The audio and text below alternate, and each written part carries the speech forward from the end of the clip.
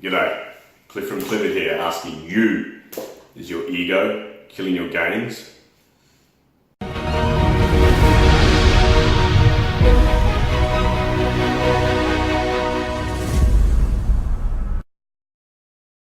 Now, this is more for bodybuilders as opposed to powerlifters, but there's information involved for both of you.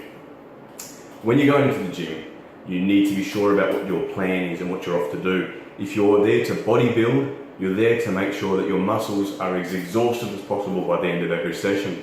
Now, this is important because it's exhausted, worked muscles, fatigued muscles, they're the ones that grow. Now, the reason that the ego gets in the way of this is that when you're going to the gym, sometimes it's so easy to fall into the trap of just trying to maximize the weight that you're lifting or pushing.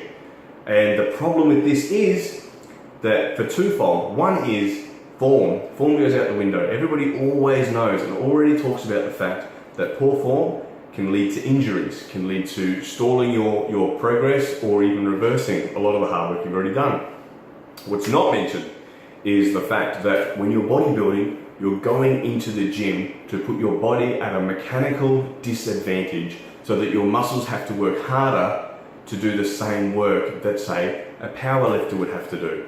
So when a powerlifter goes into the gym to do the bench press, for example, what they're going to do is they're going to arch their back, they're going to try and get their lats down and locked into place, which you should be doing with bench press anyway. They're even going to come all the way back up onto their traps, onto the bench, and get their chest as high into the air as possible. This is putting their body at the best mechanical advantage, or putting their body into the position that will give them the best mechanical advantage for that lift. And the reason they're doing that is purely because they want to get nice big numbers on the board, and that's it. And that's the sport, and that's the goal behind them. Now, when you're there to bodybuild instead, you need to still keep your lats engaged. It's like putting on a safety belt in a car. Keep your lats engaged, but you want to keep your back flat. This is taking your lats out of the lift and putting it all into the chest. Guess what's going to happen when you do that? You won't be able to lift as much weight. But this is the point. We're there to make our muscles sore and tired. We're not there to try and make sure everyone else can see how much we can lift. This is the trap that people fall into, and it's so important. You're there to put your body at a mechanical disadvantage to make your muscles work harder to lift a smaller or the same amount of weight. Now, the benefit, I should say, of doing it this way is that when it's your muscles at the big disadvantage, it means we're lifting a lesser weight. The other advantage to that, well, the main advantage to that, I should say, is that our joints and our ligaments aren't having to bear all of the burden as well. When you're powerlifting, you're trying to lift the maximum possible weight, everything's getting involved. When you're bodybuilding, you're giving your joints and your ligaments a rest. Muscles will develop faster than joints. Muscles will develop faster than ligament. And the problem, and your tendons, and the problem with that is they're always the first to get injured.